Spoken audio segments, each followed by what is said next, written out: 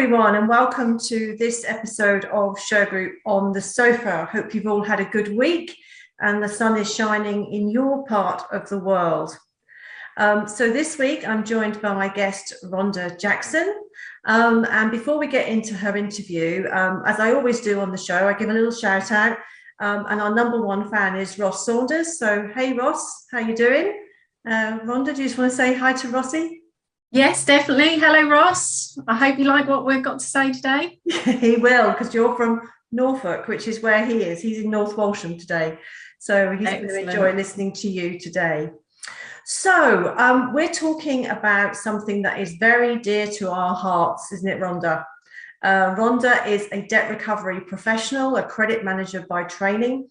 And we want to get into everything to do with debt recovery and Ronda's world and her story, her journey to where she is now as a very successful and proactive debt recovery specialist. So Ronda, how did you get into debt recovery? Well, Claire, you are a little bit responsible for me getting into debt recovery, because 25 years ago, I was working as a credit manager in a haulage company in Norfolk. And they arranged for me to go on to a seminar in London where you were one of the speakers. Oh. And interested in what you had to say, and what I really liked, I found the way you conducted yourself very inspiring. I felt like you were a woman in a man's world and doing very well at it. And it encouraged me. I was interested to learn more. And that encouraged me actually to learn more about the industry and take it a little bit further and learn a bit more.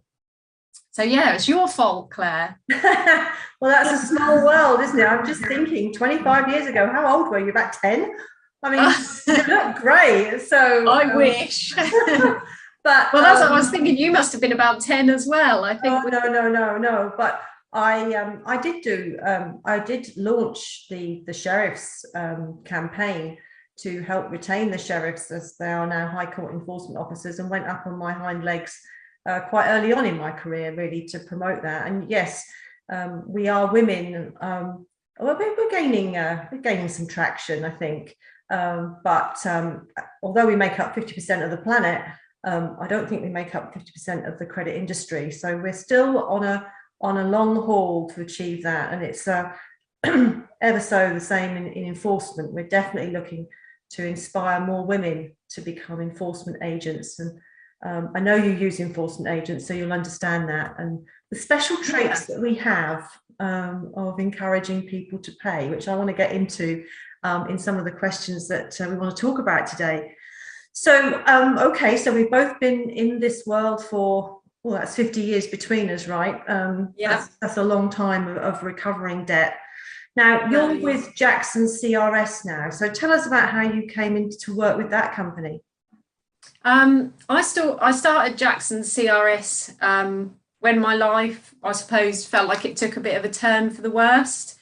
I was working in a job as a credit manager that I hated. I used to come home and feel really unhappy in my work. I also suffered a miscarriage at the time, and then my mum was diagnosed with cancer. So suddenly it felt like life was too short to live in that corporate world in a job that I just really wasn't very happy in. And I decided to go it alone. I thought I could see within the company that I'd worked in that I'd made big changes. I'd improved debtor days. I felt like a lot of that was going unnoticed. And I just thought, I wondered if I could do that for businesses, smaller businesses who would appreciate it.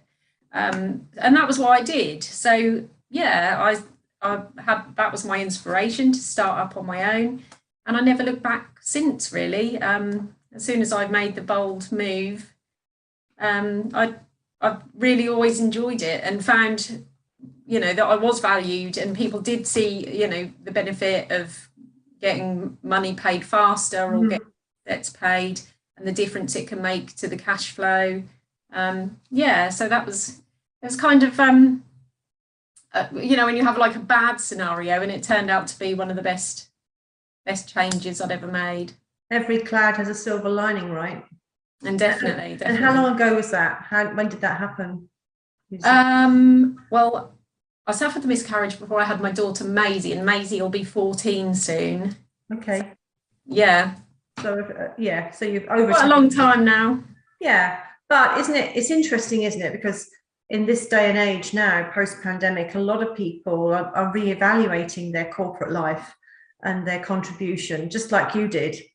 And deciding, like you have decided and took the plunge. So if anyone's thinking about making the plunge into their own company, then here's a lady that's a great example of somebody that did that and has made a real success of it. So I take my hat off to you, Rhonda, for doing that. It's a very brave thing to do, but it can be right for you as a person. And I guess that's where you were at when you made that decision. Yeah.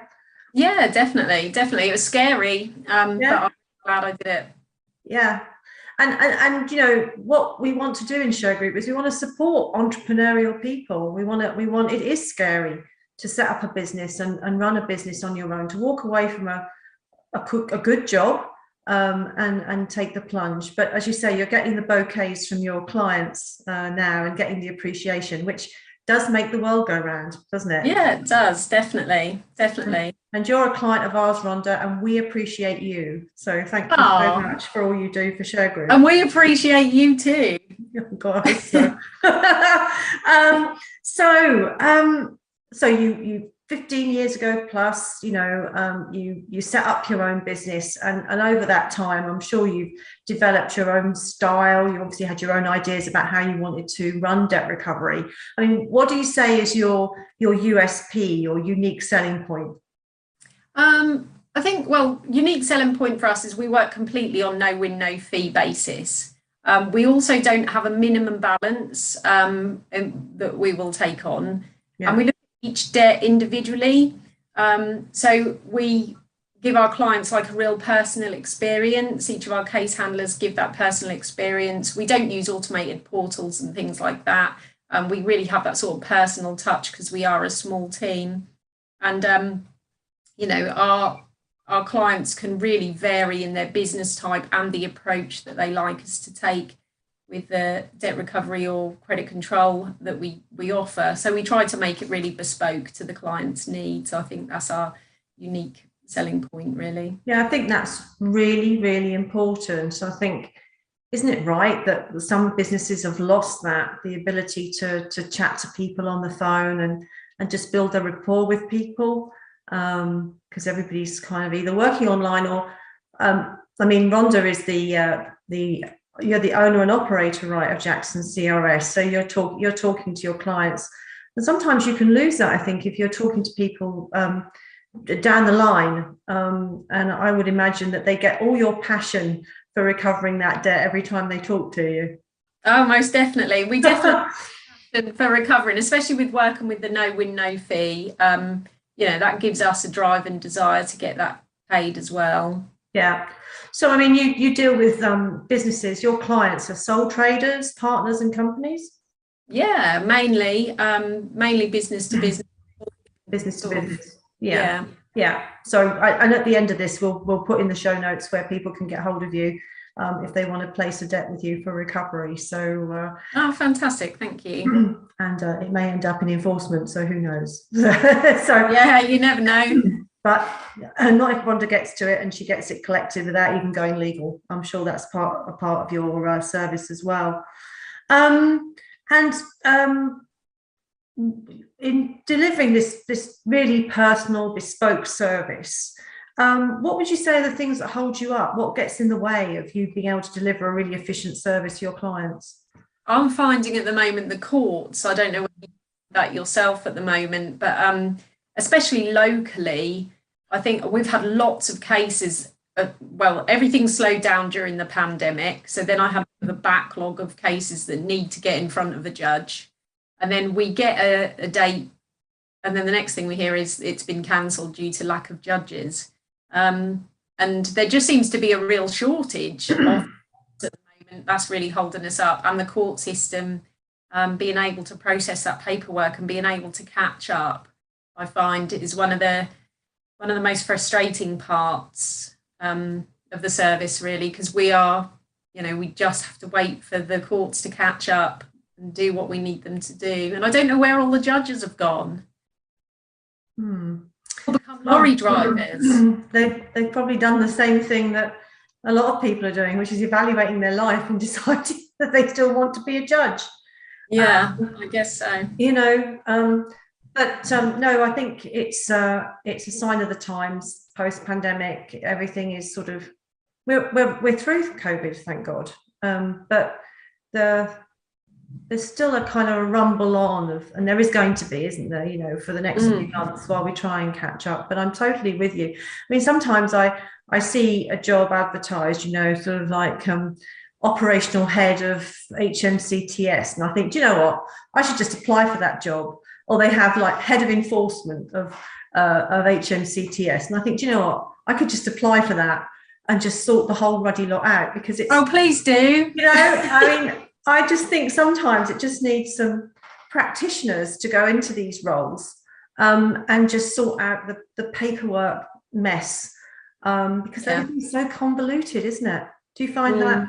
Yeah. And they have, I think we were talking to some HMCTS people yesterday, so I need to be nice to them because they do use a part of Shergroup, but they were saying, you know, they've set up all these local centres, haven't they, to try and streamline business going through the courts into operational centres.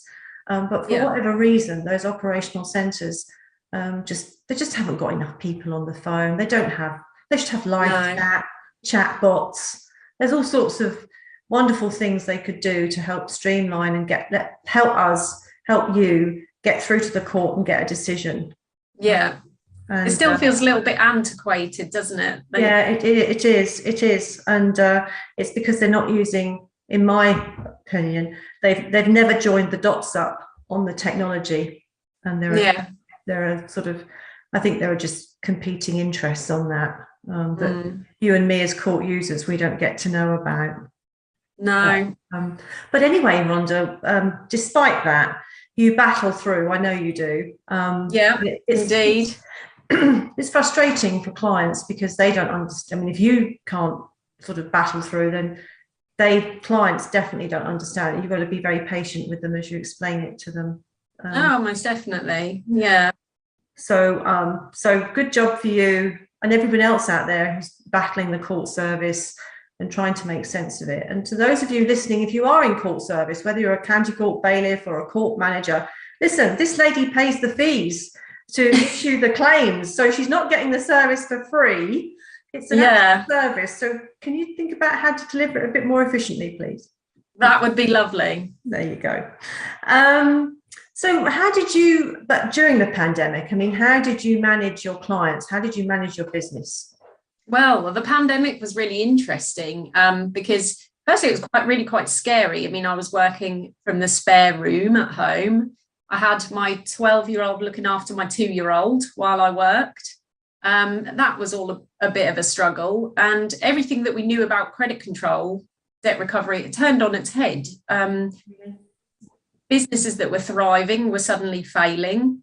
And we saw the flip of that as well. We suddenly saw certain businesses thrive, you know, the farm shops and all that kind of thing started to do really well. But unfortunately, during that time, I saw a lot of businesses fail, which is really sad because we never want to, you know, push businesses to fail or see businesses fail. No. And we found like credit reports weren't always catching up, you know, with someone's actual creditworthiness. It was really hard to tell at that time because changes were happening instantly, and those kind of reporting and accounting practice take a while to catch up with that. But I was still extremely busy during that time. I think people suddenly felt that their money was a lot more important. The grants took a long time to come out from the government. You know, and well, you know yourself, there was a period of time high court enforcement officers couldn't get out at all. Certain things put in place, you know, when there was no way of collecting that money for certain clients, and it just made things very difficult. And people started holding on to their money a bit more. I think everyone felt really uncertain about the future and what they were going to do. So it made it very difficult. I had a I had a lot of work, but it was very difficult to get people paid. It was hard. So you had people instructing you, but you on the other side, where you're actually reaching out to the debtor and communicating with debtors, they didn't want to let them up, they didn't want to pay. Yeah, that's right. I mean, and couldn't pay. A lot of them can't, waiting for a grant, or their, you know, the way they usually do their business has changed, and people were frightened and hanging on to money. So it did make it a very challenging time.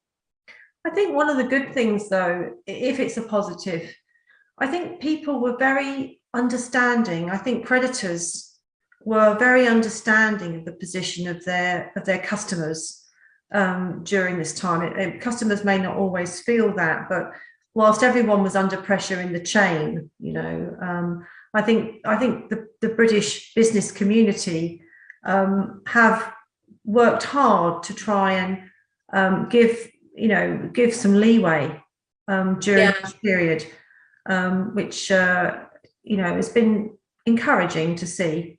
And it has, most definitely, more than ever. I saw a real need of being able to work together through a difficult time. And to be able to support each other in that way. Yeah, well, that's good that you saw that, because again, it's a unique moment in history, and maybe there'll be some leftovers from that. Maybe that kind of feeling of not driving customers into the ground, but giving them some. I know breathing space is a technical term now, but giving people some room to manoeuvre rather than seeing them go to the wall. Like you said, nobody wants that. Your customers don't want that. They don't want to see their customers end up failing, because they won't get paid at all, and they'll lose that line of business. So it's a very circular environment. Yeah, we can all help each other. But are you seeing, now that we're sort of out of the COVID regulations, are you seeing us get back on track? Yes, I am. I think businesses are getting back on track. I think for consumers, though, now it seems the cost of living is having a big impact. And I think for people who deal primarily in that industry with the consumer debts, that's the cost of living now is going to become a really big problem, because it's affecting a lot more households than before. Yeah. And indeed, people that were thinking perhaps of setting up their own business, they might be impacted by that. Perhaps they don't want to take that chance now, and it has all sorts of ramifications, doesn't it? But cost of living and is tough.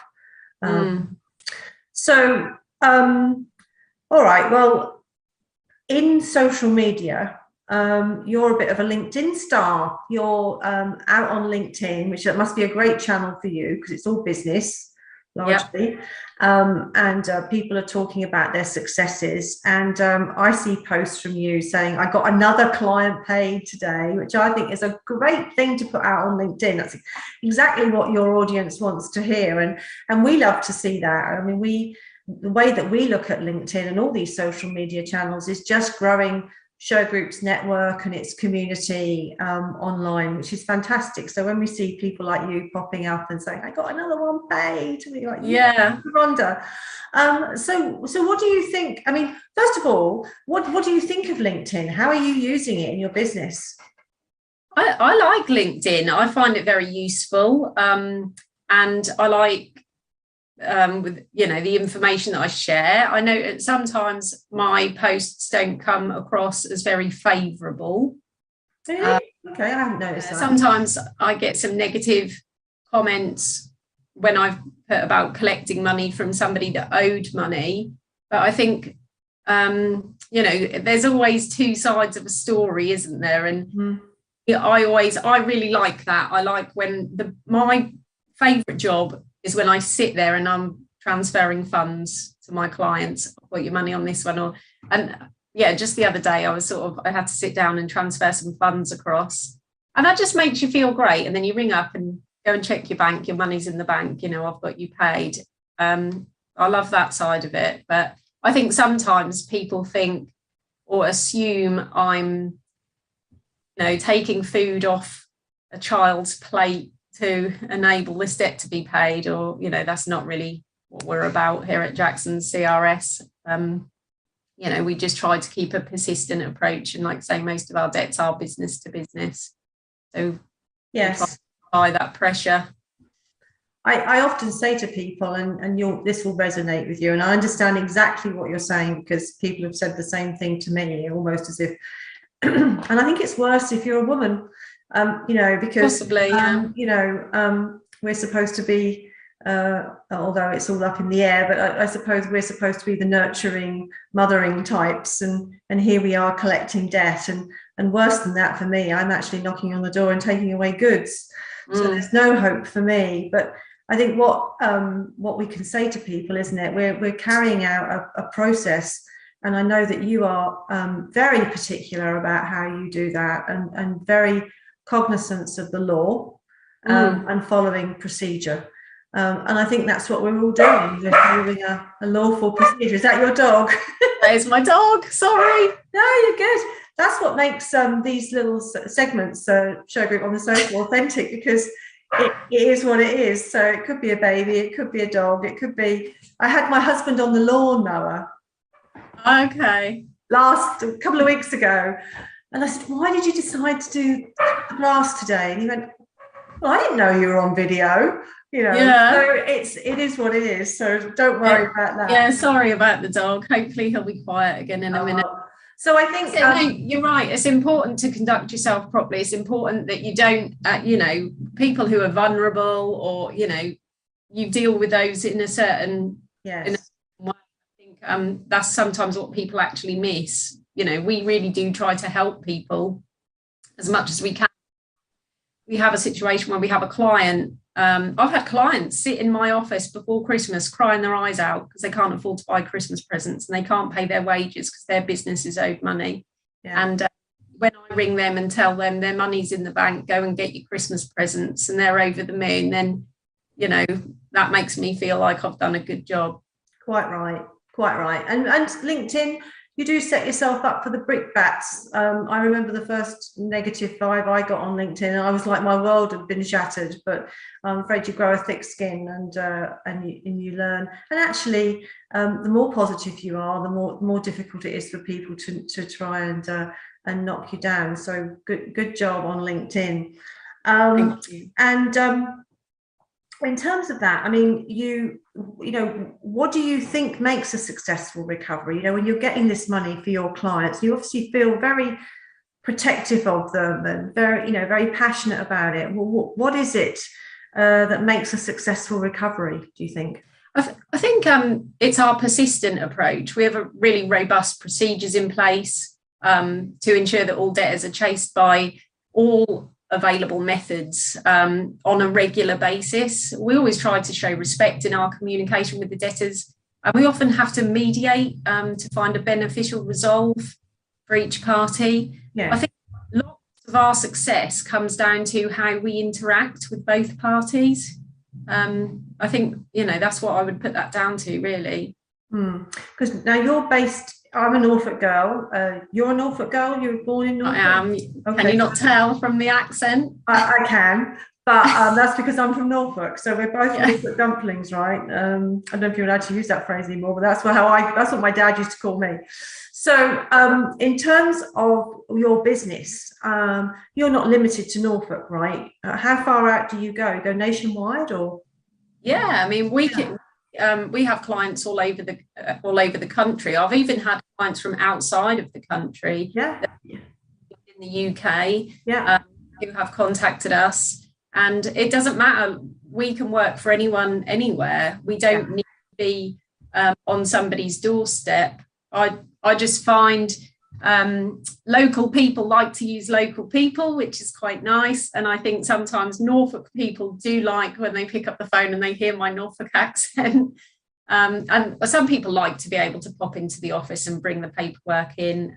But it doesn't matter. I can work for anybody anywhere. Well, as I know your part of the world very well, where is your office? Is it Wyndham or is it moved? Yeah, we're currently based in Wyndham. Yeah. We're actually in the process of moving. We're getting a bigger office and a bit more room for expansion. So we're moving just down the road into Watton. Okay, right. So next time you're in the area, you'll have to pop in. I will. I'll come and see you, and we'll go for a nice cream tea somewhere. Yes, definitely. My niece has introduced me to the bakery at Attleborough. Oh, fantastic. Okay, so Norfolk based, but countrywide, UK wide, and further afield. If you've got a debt in the UK and you want somebody in the UK to look after it, Rhonda's the person to reach out to. Now, one of the things that I hate, and I'm sure you hate it as well, is when you see a client, and often they won't have been with you, they'll have been with somebody else, and they've written a debt off. Oh, it makes me itch, Claire. What is that about? That's like a swear word. Yeah. Off. It can't, you know what? Even if they have written a debt off, I can still try and collect that debt. Yeah, I get you can. Written it off. It's still a debt. If they can still prove the debt, I can still try and collect it. I've collected money that's 30 years old. And yeah, I don't like the word writing off. I think to anyone who's even thinking about writing a debt off, or they have written debts off, it's no win, no fee. Send it over to us. We'll try and collect it. If we don't collect it, you haven't lost anything. But no, please don't write debts off without giving it that one last push to see if there's something we can do about it. I love the attitude. I love it. And and in these times where, every penny counts, and it's almost like change down the back of the sofa, you write a debt off, and then suddenly you might find, I don't know, you might find a couple of pound coins or something down there, and you think, oh, that's nice. Well, that's what it's like when Rhonda when she recovers a debt that's been written off. It's like, I don't know, whatever it could be, a few £100s, maybe a larger debt, and suddenly it's back in your bank. Indeed, because of your tenacious approach, Rhonda. The other thing I find, Claire, is sometimes when I look at someone's ledger and they've got really overdue, why is this a year and it's still not been paid? Oh, that's in dispute. For me, I feel like you don't need a year to resolve a dispute. I like doing that too, hand it over. Let's find a resolve. Let's nail it down. Let's get that paid. Or, let's resolve the dispute. Let's say goodbye to that sitting in your 90 plus 120 days column, whatever. I love it. And do you, in terms of when you're looking at, when you're handling a client's business, would you say you start, and it's all a bit, let's talk terms, would you say you start at sales ledger management? Would you start at credit control, collections? Where is the starting point for you in somebody coming to you with their ledger to collect? Okay, well, we offer two streams, really. We offer the no win, no fee debt recovery. Yeah. But we also offer a bespoke credit control service where we act like an extension of the client's team. Yeah. So we cover the whole ledger as if we are their credit controller. And then when things become overdue, it can seamlessly move over to the debt recovery side. Nice. So it all depends on where the client wants us to pick up. If the client wants us to manage the entire ledger, then we charge a monthly fee and we do all the collection calls, emails, like customer service based. Or if they come, some people come to us when it's just a bad debt. Some people come to us even after they've been to court and received the judgment. Different clients get us on board at different stages of the process. Yeah. It doesn't really matter even at what stage they're at. No, but it's nice that you offer that full range of taking a client, onboarding a client wherever they are in their process. What would you say to a new startup business who perhaps hasn't really thought about the importance of, or taken on board the importance of cash flow? What would you say to somebody starting up a business about that? My thing that I always say is, think about your terms and conditions, make yourself really robust, think about what payment terms you have to offer. I think sometimes people say, what are your terms? They'll say 30 days. Why did you offer that? I don't know, just one offers that. Well, if it was 7 days and not 30 days, it might improve your cash flow. And just to make sure your clients are aware of when you want to be paid, make sure they're aware of how you want to be paid, and make sure you have a process in place of what you do when you don't get paid. That's very good advice. Very, very good. Yeah. Yeah, people, 30 days is not, you might think it's a business norm, but it's only a business norm because you let it be. Is what's your norm. So if you're not clear about that, or you need some advice about that, then reach out to Rhonda and let her walk you through how to set your invoicing up and making sure you get paid on time, because that will help you stay in business. It's really funny actually, because I had an invoice the other day from someone who does some work for me, and I said, "Oh, have you put the month on the invoice?" Paid in advance, and they say no, they do all the work and then charge me at the end of the month. And I said, "Oh, why don't you bill me in advance?" You know, I was doing it the other way, and I said, maybe you need to look into that and think about that. And she was very much like, yes, I think I should have done that. Yeah, but it is about knowing you and talking to you and getting your advice on how to set things up. You can really make a difference to a business. We know what a difference a great credit control function can make to a business, don't we? Most definitely. And obviously you've got acres of experience in that. And I see that you're an associate of the Chartered Institute of Credit Management, which I also have been involved with. And how has that helped you in your career? How has that, helped develop your skills? Yeah, most definitely. I think being a member of a professional body helps give confidence to the customers and debtors, anyone researching our business. They can see that we've had to do a lot of training and gained a lot of experience to achieve it. Also, being a member means that there's always support available and updates on the industry changes, which means we can keep on top of the legislation changes.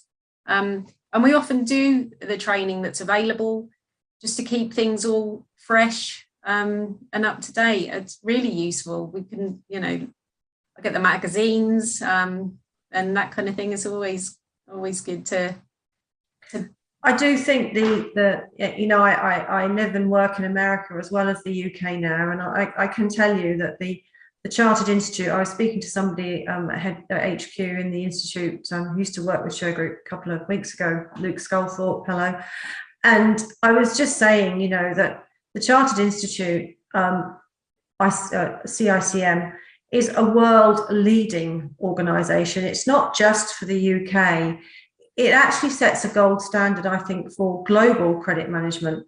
And even though America is a far larger country and far more sophisticated in many ways with its 50 states and its legal systems, CICM, what it does in training young people coming into credit, or maybe older people coming into credit and picking up new skills, is phenomenal. And I'd like to give a shout out to Debbie Tuckwood, who's the Director of Education, a long-standing colleague of mine in my network, who did a lot of work for the High Court Enforcement Officers training, examinations, and took them on board some 12 years ago. So I'm totally with you, Rhonda. It's a great organisation to be in. Do you interact with that through the branch, or do you interact with it online, or a bit of both? Bit of both, really. Yeah. I think they are really good. Like you say, the training is second to none. Having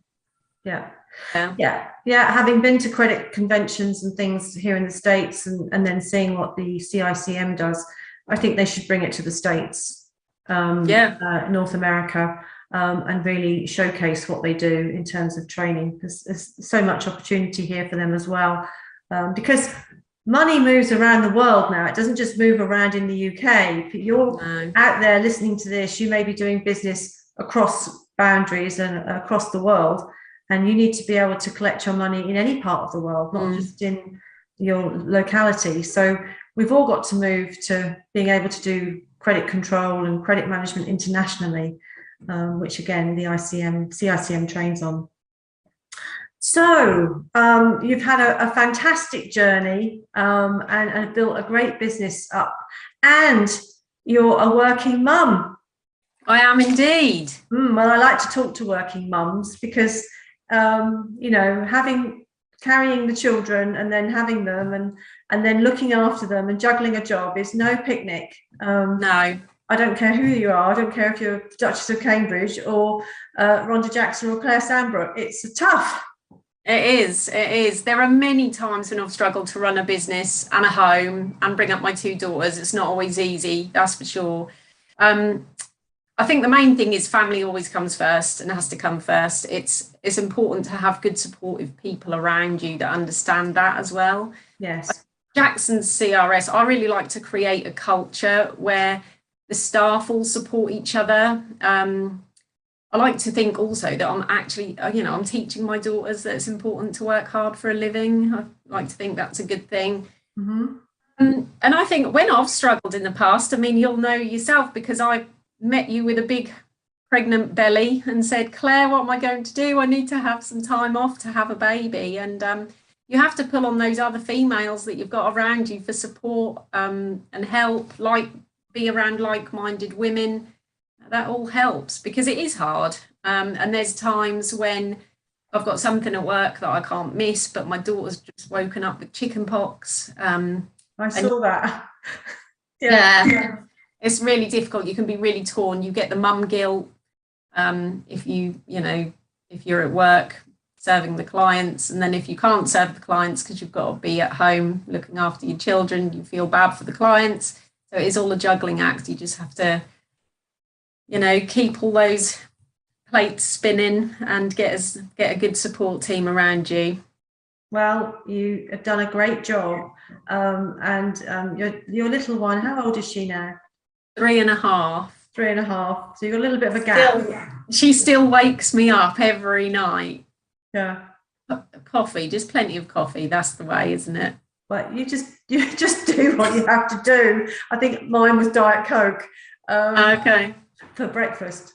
Yeah. So you just do what you have to do to get through the day. And like you say, I had tons of support with my husband. And you just do what you have to do and find your support network. But I do think there's one thing that you said there, which is very true. And again, because we're both on LinkedIn, women supporting women in the workplace is one of the strongest things that we can do for each other, particularly through pregnancy and through menopause. And just understanding, because we do understand these differences, that we can support each other and help us stay at work for as long as we want to be at work. Yeah, and to be honest with people, you don't always have to look like you've got it all together. Sometimes I definitely don't do that. Me either, because sometimes it's, I have a lot of plates spinning and, it only takes one to drop, doesn't it? Yeah, and it can feel like the whole world is dropping because that one thing came off the rails that particular day. But the thing is, and I can see this in you, that because you are driven, you will get back up on your horse and you will carry on. Yes. Because, even if you have a setback, and that is all part of building a business. You will have setbacks and tough times. And it doesn't have to be anything earth-shattering. It might just be putting a new computer system in or onboarding a new member of staff or something. There's all sorts of things that can jingle jangle yes, indeed. Your day, week. And children are very resilient. I always say to people, particularly those that have got young children, and my children are grown up now, they're 21 and 27, but I worked pretty much all the time they were youngsters. And I agree with you. The end result is that my daughter is extremely driven and works very hard. And my son is very conscientious about his studies. So you do set an example, don't you? That's it. That's right. And I think I come from a hard-working family. My parents always worked really hard. So I was always brought up around that kind of environment. Yeah. And I think that's kind of instilled in me. If you want something, you need to work for it. Yeah, there's no such thing as a free lunch.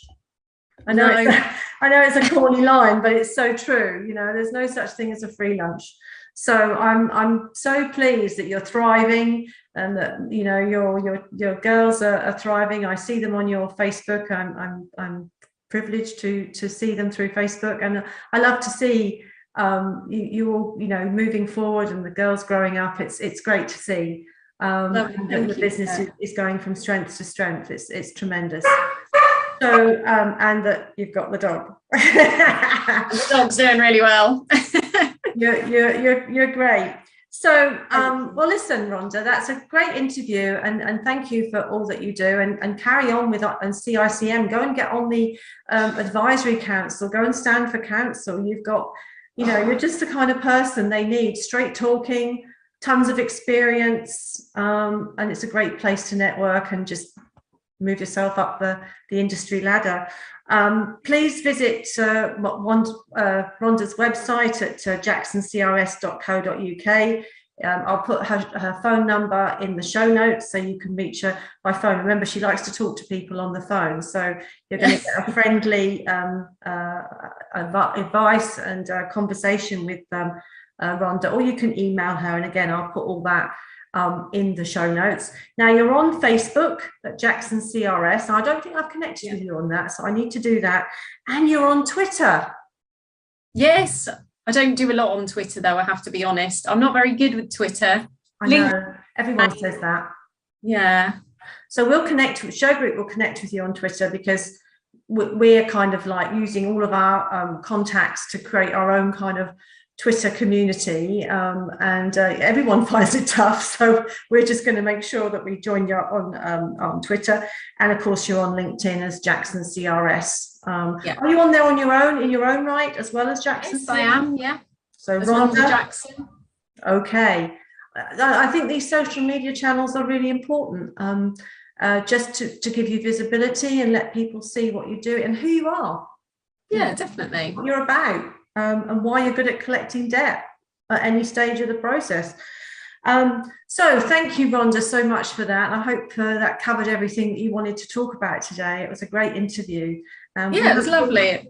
Yeah, good. And I come back and see us again sometime when you want to talk about something else, or you want to update us. We'd love to see you again on the sofa in the future. For everyone else, thanks for watching this episode.